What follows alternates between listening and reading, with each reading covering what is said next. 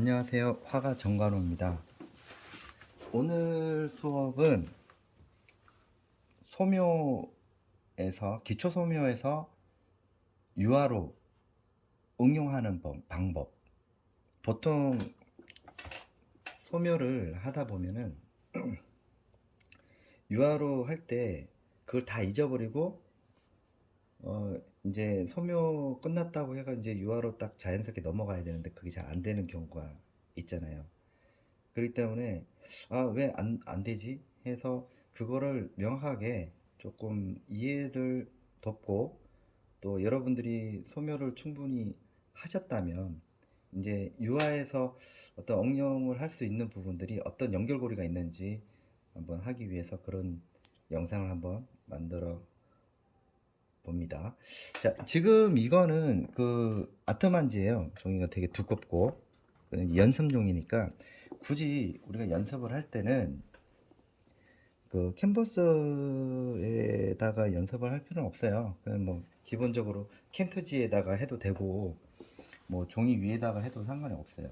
그냥 이제 다만 이제 좀 낭비를 하지 않기 위해서 그냥 이제 박스도 괜찮습니다. 박스도 괜찮고 그냥 기본적인 개념만 이해하면 되니까. 자, 지금 여기 보면 이제 나무가 있어요. 이 나무를 우리가 이제 소묘를 해서 이 한번 그 개념부터 이해를 시키고 소묘를 먼저 한 다음에 그 다음에 이제 다시 유화해서 어떤 것이 이해를 할 수 있는지, 또 이걸 어떻게 응용하는지 한번 보는 거예요. 자, 지금 여기를 보면은 큰 덩어리를 보는 거예요. 큰 덩어리로.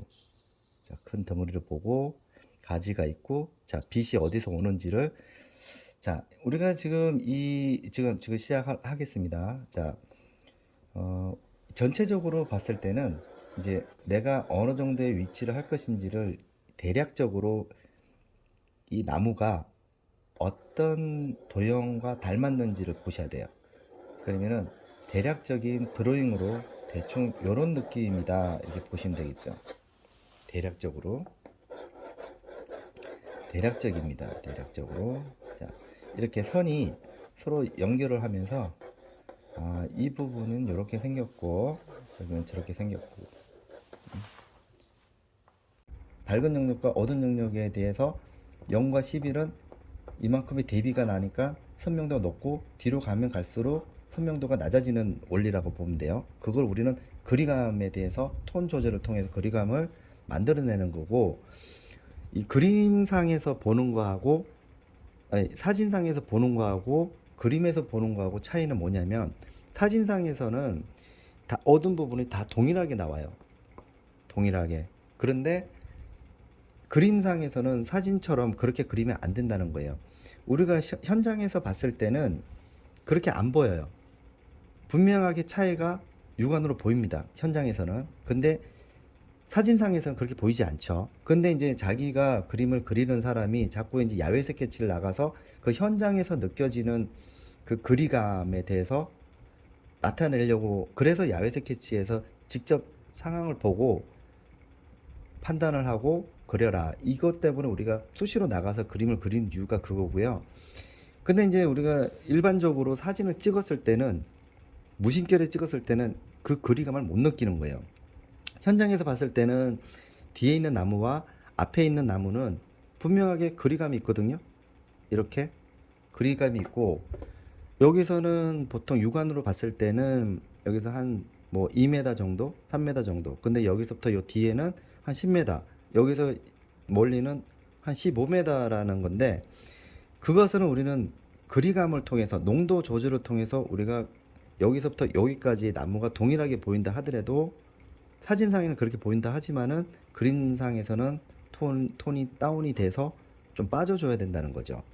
즉 말하자면 여기서 가장 어두운 부분이 앞에 있으니까 11이라면 그림자 11이라면 뒤쪽에 있는 어둠은 11로 보이지만은 한 7에서 8 정도의 톤으로 넣어줘야 된다는 거예요.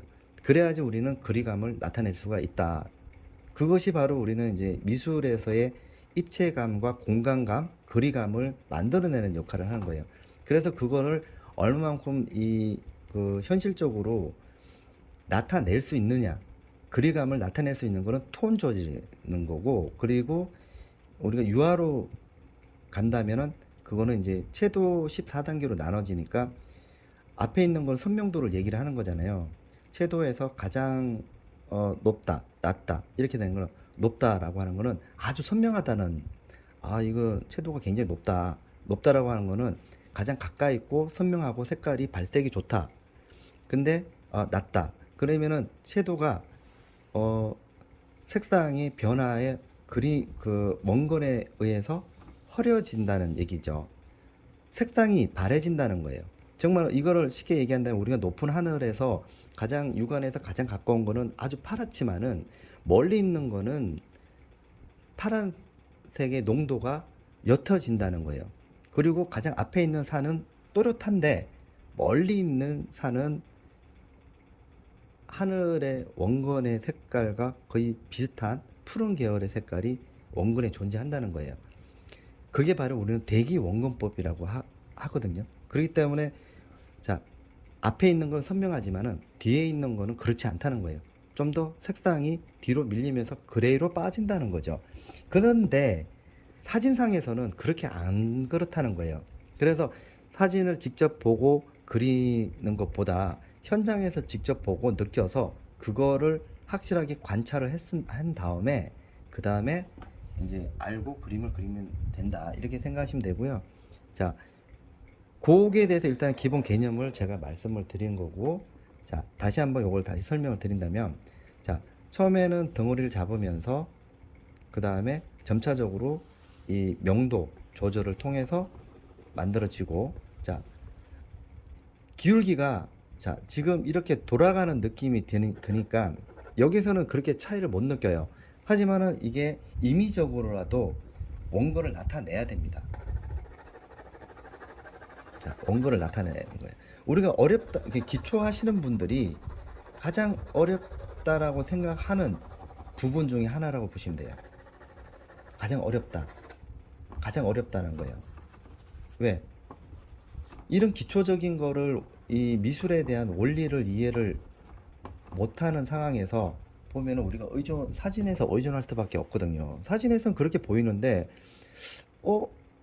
똑같이 그렸는데도 불구하고 왜 그림이 왜 이렇게 딱딱하지? 왜 평면한 느낌이고 입체감이 안 나지라는 게, 그림을 전공하신 분들은 했거나 그림을 배우신 분들은, 좀 더 구체적으로 배우신 분들은 이 명도의 접근성을 알고 적용을 한 거고, 그거를 배우지 못하시는 분들은 사진에 의존할 수밖에 없는데 거기에서 보면 이렇게 안 보이거든요. 그래서 그림이 안 되는 거예요. 그래서 그걸 제가 근본적인 것부터 먼저 해결을 하는 거예요. 자, 말하자면, 자 여기하고 내 눈에도 똑같이 보이고 여러분들이 이 영상을 통해서 보는 것도 똑같이 보일 거예요. 그렇게 보이잖아요. 하지만은 그림상에서는 그렇게 그리면 안 된다는 거예요. 왜냐하면 입체감을 얻기 위해서는 동일한 색상이 들어가서는 안 되거든요. 자, 여기서부터 이렇게 돌아가기 때문에, 자 이렇게 시야에서 가장 가까운 쪽을 중심으로 해서 돌아가기 때문에 뭐라고 했죠? 그리감에 의해서 색상 변화를 줘야 된다는 거예요. 색상 변화를 어떻게? 흐리게, 뒤로 좀 빠지게. 정말 하자면 가장 가까운 어두운 부분 11이라면 이 뒤쪽으로 쭉 빠졌을 때는 10, 11, 10, 9, 8, 7 이렇게 뒤로 빠져주고, 뒤에 있는 건 6까지 더 흐리게 잡아줘야지 우리가 강제적으로 입체감을 얻을 수가 있는 거예요. 강제적으로. 그래서 공간감을 만들어낼 수가 있게 되는 거죠.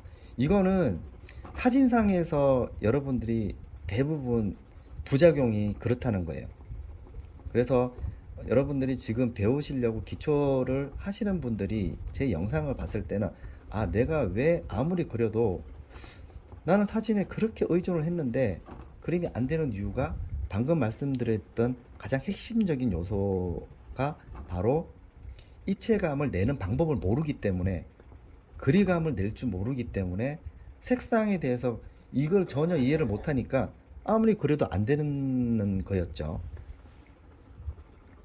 그래서 우리가 어, 뭐든지 육안에서 공간감이라고 하는 거는 조금이라도 나라는 입장에서 1인칭 시점에서 모든 보여지는 거에 대해서의 가깝고 멀고에 대한 그 관계를 개념을 이해를 해야 된다는 거예요. 개념을 거리에 대한 개념에 대해서 이해를 해야 된다는 거지.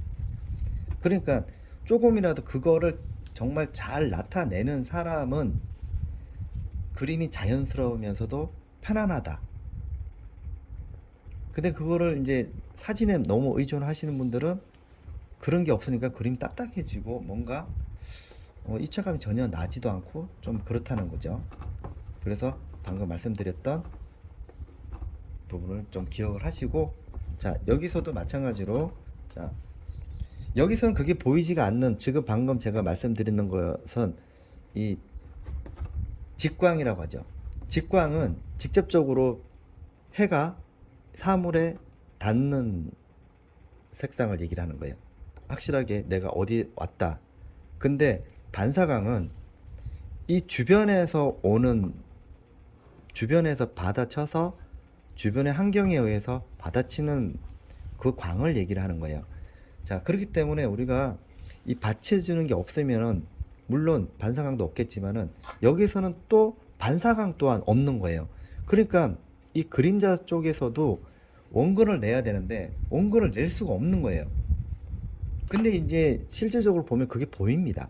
실제적으로 우리가 상황을 가서 보면은 그게 보이고, 근데 사진상에서는 그렇게 보이는 거예요. 그래서 사진에 너무 많이 의존을 하게 되면 이런 것들도 보이지가 않는 거예요. 아마 있는 그대로 그리면 다 시커멓게 그릴 수도 있는 확률이 굉장히 높다. 근데 실제적으로 현장에서 보고 직접 그림을 그리게 되면 이렇게 보이지 않고 더 밝아요. 밝고, 자, 얘를 보세요. 이 정도에 밝아요. 이거보다 더 밝죠. 자, 여기도 시커멓죠. 사진상에서는. 근데 직접 보면은 이게 다 보입니다. 그늘 속에 있는 부분들. 좀 더 제가 확실한 설명을 드린다면, 그늘 속에 있는 색깔이 원래 지 색깔이고 빛을 받는 부분이 날아간 색깔이다라고 보면 돼요. 이게 무슨 말이야? 그게 아닌데 라고 하는데, 그게 아니고, 자, 우리가 예를 들어서 날씨가 흐린 날이에요. 날씨가 흐린 날 다 깜깜하지가 않잖아요. 그냥 날씨가 흐리지만은 보일 건 다 보이죠. 그거는 그 구름에 갇혀 있는 안쪽에 있는 그늘 속에 우리가 들어와 있는 거예요. 그만큼에 다 보인다는 거예요. 다만 예를 들어서 우리가 빛 사이로 빛이 환하게 들어왔을 때 그 부분이 빛에 의해서 색상이 날아갈 뿐이지, 빛이 직광이 있는 색깔이 지 색깔이 아닌데도 불구하고 지 색깔을 집어넣었을 때가 문제가 생기는 거예요. 그렇게 되면 그만큼 색깔이 지 색깔이다라고 생각하면 나머지는 이걸 갖다가 더 대비를 시켜야 되니까 더 어둡게 칠할 수밖에 없는 거예요. 그러면 그림이 전체적으로 어둡게 되는 거예요. 반대로 그림자 쪽에 있는 색깔을 지 색깔로 만들어주고 좀 더 짙은 색깔을 만들어주고 원래 거의 고유의 색깔을 만들어주면은 나머지는 날려버리면 오히려 그게 더 자연스러운 거예요. 이런 식으로 말이죠. 그림자가 왔는데 얘들이 다 보이잖아요. 그림자가 생기면 뭐 논리적으로 여기 사진상으로 봤을 때는 다 까맣게 보일 수도 있으니까. 자, 그래서 우리가 현장에서 직접 느끼는 그런 현장감을 느끼게 하려면 무한한 우리가 관찰을 굉장히 많이 해야 되고, 그리고 이 자연에 대한 어떤 빛의 원리, 자연의 원리, 이거를 우리가 다 알아야 된다, 이렇게 보시면 돼요. 자, 여기서도 보면은 이제 점차적으로 이 밝은 영역과 어두운 영역이 있으면 밝은 영역에서는 1로 넘어가야 되겠죠. 그러면은 이제 점차적으로 색상도 있지만은, 자, 이렇게 색깔을 주면서 지금 제가 명암 대비만 주고 덩어리를 잡아줬잖아요. 자, 이것만 이렇게 보더라도 입체감이 나죠. 자, 이렇게. 자, 이렇게 들어가는 거예요. 자, 소묘에서 이제 이해가 됐다면 바로 유화로 이걸 응용을 한번 해보도록 하겠습니다. 자, 이제는 이제 소묘에서 기본적으로 이해를 하셨다면은 이거를 조금 더 이해를 하기 쉽게끔 이제 소묘에서 유화에 대해서 접근을 하는 방법을 제가 또 말씀드릴게요. 자, 우선은 이제 그 물감은 이 기본적인 것만 짰습니다. 자, 이거는 이제 올리브 그린, 그 다음에 번트 시엔나고, 울트라 마린, 색 그린, 오크, 그 다음에 퍼머넌트 그린, 그 다음에 바이올렛 그레이, 그 다음에 옐로우가 있어요. 일단 기본적으로 이제 그냥 요거 이제 하기 쉽게끔 만드는 거고, 자, 우리가 캠퍼스라든지 이런 거 할 때 이제 그 보통 연필로 스케치를 하시는데, 연필로 스케치 하는 것보다 뭐 오일 베이스도 있고 있는데, 저는 추천하는 게 이거예요. 분필. 분필도 색깔이 있죠. 자, 그래서 기본 작게 한번 그려볼게요. 자, 똑같아요. 아까 제가 그 이거 소묘했는 것처럼 이것도 마찬가지로 대략적으로 위치를 잡고 한번 해보는 거죠.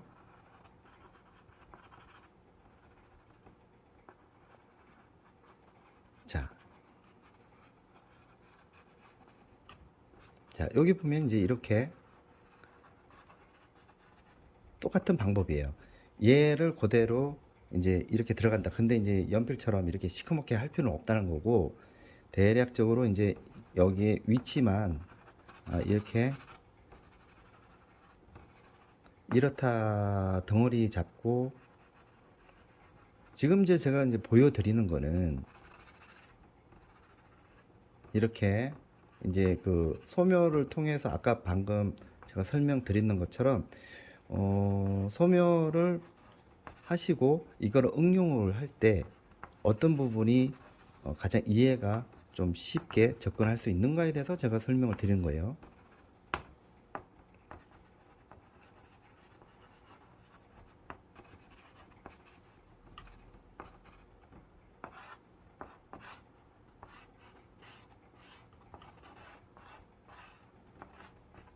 조금 더 자세하게 그리면은 더 낫지만은, 자, 이렇게 들어가겠습니다. 자, 유아에 처음에 접근하는 방법도 소묘처럼 이 스케치를 뜨고 그 다음에 명암을 넣고, 제가 이걸 봤을 때 어두운 부분을 잡아주면서 밝은 쪽으로 이동하듯이 유화도 마찬가지예요. 그렇지만 유화에도 이 투명한 그 유화 자체가 약간 투명도가 있는데, 물감에도 투명함이 있고 불투명이 있는 게 있고 또 반투명이 있어요. 그림에 따라서 먼저 시작하는 게 있고 나중에 들어가 있는데, 대부분 이런 그린 계열 같은 경우라든지 채도가 낮은 색깔들은 보통 그림자 부분부터 먼저 들어가면서 색상을 이제 접근하는 방법이 있겠죠. 자, 이렇게 우리가 그 분필로 만약에 그림 그렸습니다. 제가 아까 방금 뭐라고 했죠? 소묘에 응용하듯이 똑같아요. 자, 먼저 색그린하고 울트라마린하고 올리브 그린하고 섞어서, 자, 1차적인 스케치가 끝나면 2차적인 스케치로 해서 다시 한번 잡아줍니다. 자, 조금 더 디테일하게 들어가겠죠. 접근하는 방법이 그렇습니다. 자, 소묘하듯이 똑같아요. 소묘하듯이 방법이 동일하죠. 자, 이렇게 스케치 하듯이, 자, 여기도 그림자 부분도 있고 아까 표시했는 부분들. 자, 항상 그 집에서 혼자 하시는 분들 있죠. 이 부분들을 잘 생각을 하셔가지고 반드시 한번 개념을 한번 잡고, 아, 이런 게 있구나 해서 한번 해보면 접근하기가 굉장히 쉽고, 그리고 왜 그림이 딱딱하고 왜 내 입체감이 안 나고 하는 부분들에 대한 부분들의 궁금증이 아마 여기서 조금 해소가 되지 않았을까 라는 생각이 드네요.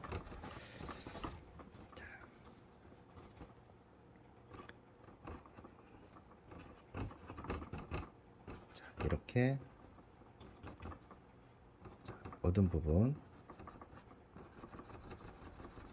자, 면 처리하듯이 똑같이 아까 여기 설명했는 것처럼 면 처리하듯이 이렇게 접근을 해 나가는 거예요. 접근을 하면서,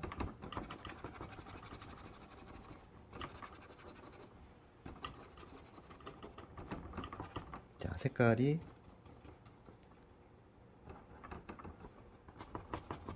찍으면서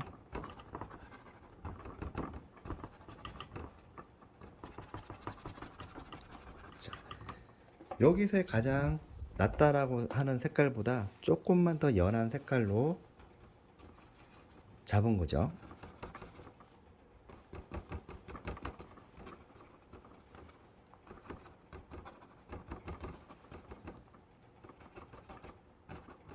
여러분들께서 시간 날 때 아주 맑은 날, 뭐 산에 갈 수도 있고, 그리고 뭐 들판을 가게 될 수도 있고, 어떤 큰 나무가 있다면 그 나무에서 우리가 양지가 있는 곳에서 나무를 보지 말고 그늘 속에 한번 들어가 보세요. 그늘 속에 그늘 쪽에 여기에 한번 들어가서 그 나무를 한번 보세요. 얼마나 색상이 이쁘게 다 보이는지. 우리가 양지에서 그림을 보면서 이렇게 사진을 찍으면은 이 카메라에서는 그냥 그림자 밝고 어두운 부분만 나오는 거지 이 감성적으로 나오지는 않거든요. 근데 사람이 직접 사물을 보고 접근을 하면요, 이 색상이 또렷하게 다 보입니다. 그래서 사진상에서 나오는 색깔보다 직접 사물을 직접 보고 판단하는 게 좋다. 자, 이렇게 나오는 거죠. 똑같죠. 자, 이 그림자 쪽에서도 또 어두운 부분이 존재하죠. 그리고 조금 더 어둡고 더 명확한 부분들을, 자, 이 앞에 있는 부분들을 한번 잡아 보도록 하겠습니다.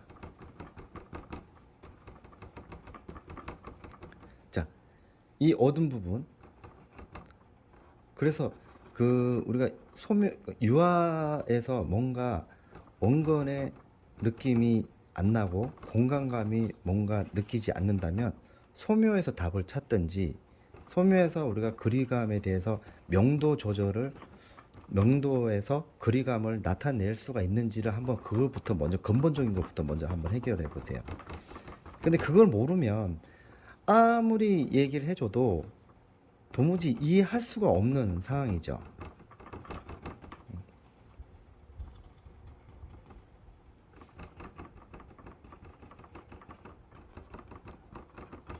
이거를 모르면 평생 동안 우리가 모르는 상태에서 그림을 그릴 수밖에 없고 다른 그림이 응용이 될 수가 없어요.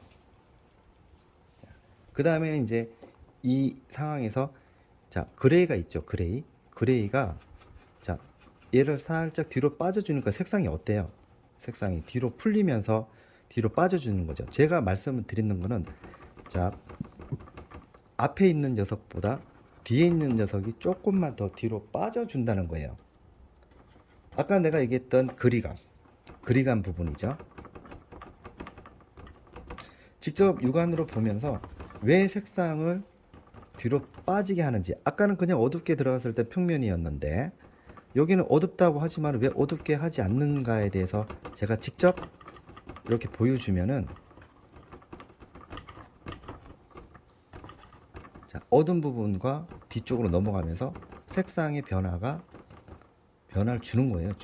이렇게 색상의 변화를 주니까 그림도 맑아지고 표현할 수 있는 부분들이 더 많다라고 보면 되겠죠. 자, 그러면서, 자, 여기도 또 동일한 색깔이지만은 뒤쪽으로 넘어가면서 약간 그레이를 조금 섞어주면서,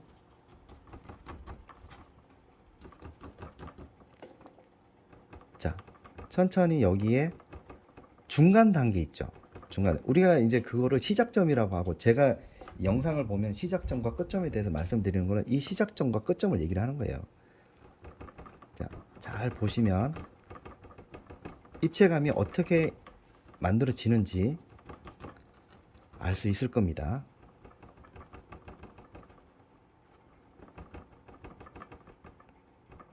자,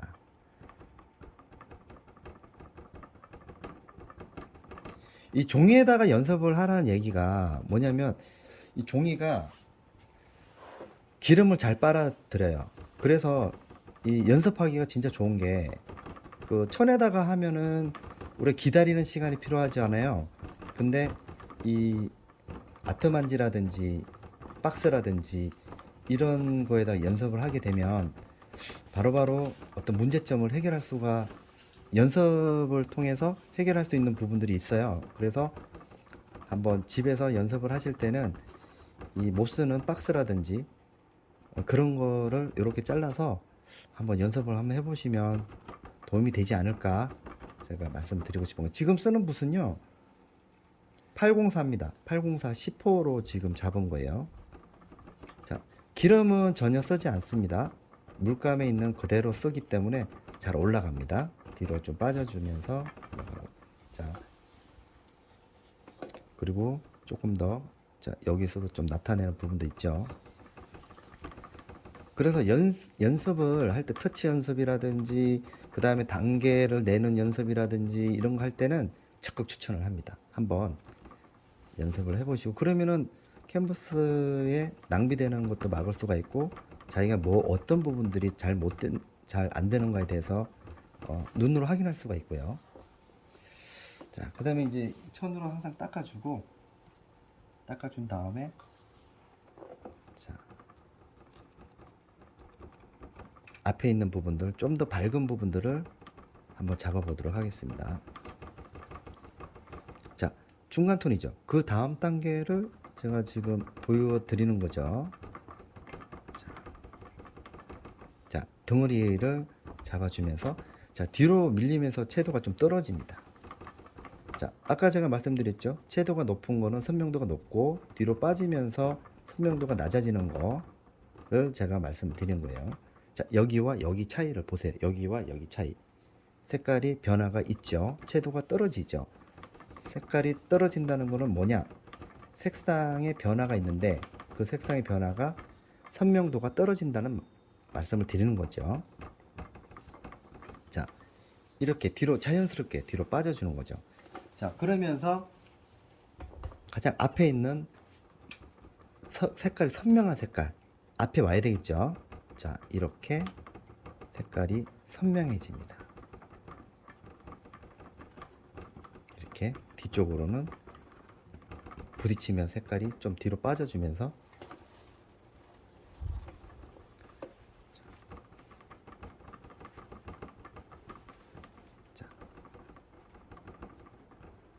유화에 대한 진행하는 그 원리의 이해를 제가 오늘 말씀드리는 거예요.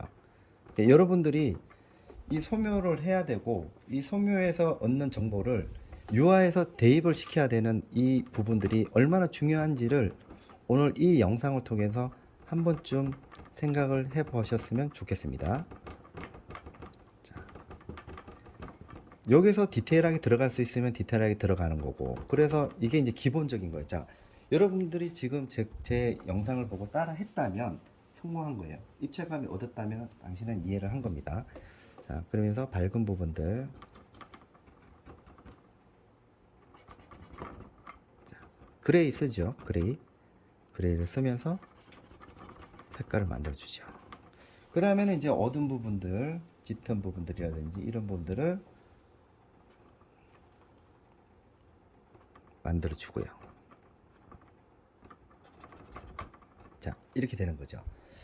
자, 여기까지가 이해가 된 거고 자, 여러분들이 봐봐요. 자, 채도라고 하는 것은 제가 다시 설명을 드린다면 조금 정리를 할게요. 자, 명도는 그림자, 명도는 밝고 어둠에 대한 관계를 정리한 거예요. 그래서 아주 어두운 데서부터 아주 밝은 쪽으로 이동할 때에 그걸 명도라고 하거든요. 그래서 밝은 영역과 어두운 영역이 존재하는 거를 우리는 명도라고 하는데 거기에 대해서 우리가 이제 단색화 기법이기 때문에 명도로 조절을 통해서 입체감을 만들어내는 역할을 하는 거고 채도는 자 예를 들어서 연두색이다 그러면 이 연두색 자체는 명도가 높은 거예요. 자, 이렇게 보면은 이 연두색 자체로만 쓰면 명도에 대해서 굉장히 높다. 자, 여기서 톤이 조금씩 떨어지는 거예요. 떨어지고 그레이가 조금 들어가면서 그러면서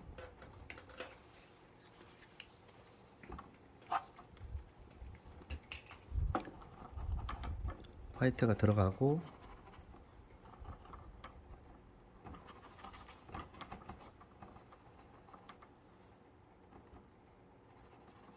자, 이렇게 들어간다고 보시면 돼요. 색상이 이 뚜렷함에서 뒤로 빠져주면서 색깔이 이렇게 빠져주는 거예요. 이렇게 색상이 죽는 거예요. 색상이 이렇게. 그래서 이 부분들을 나무를 보더라도 색상이 가장 앞에 있는 것은 명도가 높은 거잖아요. 그쵸? 그 다음에 뒤로 가면 갈수록 색깔이 이렇게 바뀌는 거예요. 자, 그러면은 이 그림자 쪽에서는 명도가 약해지는 거예요. 명도가 높은 거는 이렇게 진하게 나오지만 낮아지는 거는 이렇게 색상이 변화가 이렇게 만들어진다라고 보면 되는 거예요. 그래야지 우리가 뭐다? 입체감을 얻을 수가 있다라고 보시면 돼요. 그래서 이거를 조금 더 얘기를 한다면 이걸 딱 잘라주는 거죠. 그래서 우리가 이거를 이게 0이고 여기가 이제 14로 봐야 돼요. 14로 보고 여기서 뒤로 빠질 수도 있고 다시 얘가 1로 보고 얘가 14로 봐도 되는 거예요. 우리가 이 기준을 어디로 잡느냐에 따라서 하는 거는 본인이 결정하는 부분이고, 자, 1이라는 이 개념이 원색, 원래 이제 원색이고 색깔로 치면 원색이지만은 이 사물로 보면은 본인의 색깔, 본질적 색깔, 그걸 어떻게 판단하냐?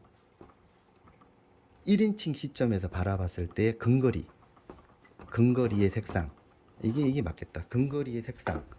그리고 뒤쪽으로 14단계로 넘어가면서는 바로 원거리 색상, 이렇게 보시면 돼요. 자, 그러면 이 근거리의 개념에서는 이만큼은 거의 원색에 가깝고 본질적인 1인칭 시점에서 보는 그 색상에 가깝고, 점점 뒤로 가면 갈수록 거리감에 따라서 이렇게 나오는 거예요. 자, 그렇다면 우리가 거리를 이렇게 14단계가 있다면 우리가 여기서 가장 근거리라면 여기서부터 1m가 되고 여기서는 1m, 2m, 3m, 4m 이렇게 측정이 되는 거지만 이걸 더 쪼개면은 100m가 되고 점점 더 쪼개면은 1km가 되고 수없이 키로수가 늘어난다고 보시면 돼요. 그래의 개념이 점점 많아지면은 아예 원거리에서는 멀리 있는 거는 우리 대기원근법의 끝점에서 보면은 그 색상이 거의 비슷하게 나온다, 이렇게 보시면 될 것 같습니다. 자, 그래서 오늘은 이 부분에서 우리가 제가 말씀을 드리려고 하는 거는 왜 내가 그림이 안 되는가. 처음에 하시는 분들이 있죠. 이게 소묘를 대충 하고 대충 맛을 봤다든지 아니면 소묘 아예 안 하고 유화로 바로 접근했을 때 그림이 안 되는 요소가 바로 소묘에서의 단색화 기법에서의 기본적인 거에 대한 기본기가 없기 때문에, 기본적인 이론이 없기 때문에 유화를 옮기더라도, 그렇다면 우리는 이 이론적인 것보다는 사진상에서 의존을 할 수밖에 없고, 사진상에서는 서양화에서 얻을 수 있는 기본적인 서양의 법칙이라고 해야 되나? 이 공간감을 나타내는 게 안 보이기 때문에 우리가 그림을 그리기가 어렵다는 거예요. 우리가 전공을 하신 분들은 이미 학교를 들어가기 전에 그 학원에서 수업을 받고 학교에서 받고 여러 가지 이론 수업을 접하기 때문에 서양화라는 어떤 기본적인 개념이 이렇구나, 이 구상 계열이 이렇구나라는 거를 대충 인지를 하고 우리가 그림을 그리지만은, 처음 하시는 분들은 이런 이론 자체적인 거를 디테일하게 교육을 못 받았기 때문에 아무리 설명을 해줘도 그림이 안 됐던 거예요. 자, 그렇다면 왜 내가 그림이 잘 안 됐던가에 대해서 오늘 이해를 하셨으면 좋겠고요. 오늘 제가 했는 교육에 있는 부분들을 한 번쯤 다시 영상을 되풀이하면서 보시면서 내가 어떤 부분이 보완을 해야 되고, 왜 서양화 사진에서 너무 보지 말고 현장에서 자꾸 바라보라는 얘기가 알겠다, 이런 거를 갖다 도움을 주기 위해서 이 영상을 만들게 되었습니다. 영상이 도움이 되셨다면 구독과 좋아요 부탁드리고요. 여기서 뭔가 조금 답답하거나 이런 건 댓글 달아주십시오. 감사합니다.